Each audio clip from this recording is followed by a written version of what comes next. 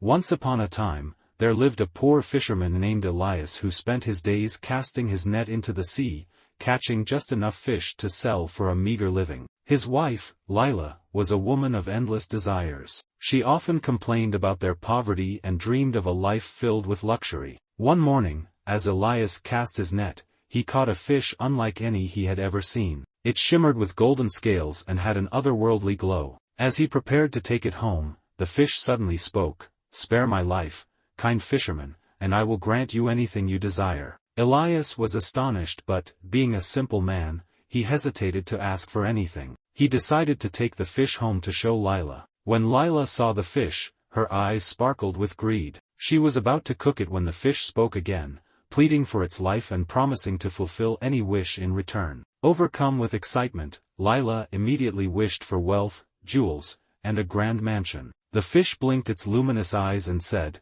"Take me to the river, and your wishes shall come true." Elias, reluctant but obedient to his wife, returned the fish to the river. To his amazement, when he reached home, their small shack had transformed into a grand house filled with gold and treasures. Lila was overjoyed, but her greed only grew. Days turned into weeks, and Lila kept summoning the fish, demanding more, lands, servants, and endless riches. She refused to stop.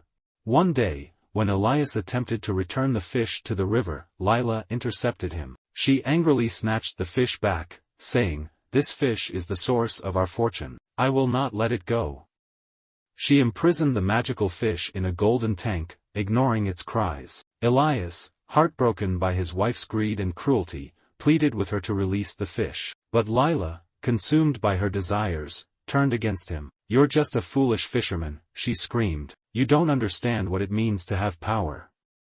She threw him out of the grand mansion. Determined to make things right, Elias prayed for forgiveness for his wife and devised a plan. One night, he sneaked back into the house and stole the magical fish. Carrying it carefully, he hurried to the river. As he placed the fish back into the water, Elias made a heartfelt wish, "Please, take back everything you've given us. Let my wife learn the value of contentment and humility." The fish nodded solemnly. "Your wish is granted." As Elias returned home, he saw the grand mansion crumble into dust. The jewels and gold vanished, and Lila, standing amidst the ruins, was left in tattered clothes. She wept bitterly, realizing her greed had destroyed everything. Elias approached her, his heart heavy. "Lila, wealth means nothing if it blinds us to what truly matters: love, humility, and kindness." Lila, humbled and repentant, fell to her knees and begged for forgiveness. From that day onward, she promised to value the simple life they once had. Though they returned to their humble shack, they lived with renewed gratitude, and the fisherman never saw the magical fish again. Yet, in his heart, he knew the fish had given them the greatest gift of all, a second chance to live with love and wisdom. And so, Elias and Lila lived out their days in peace, never earning for more than they needed.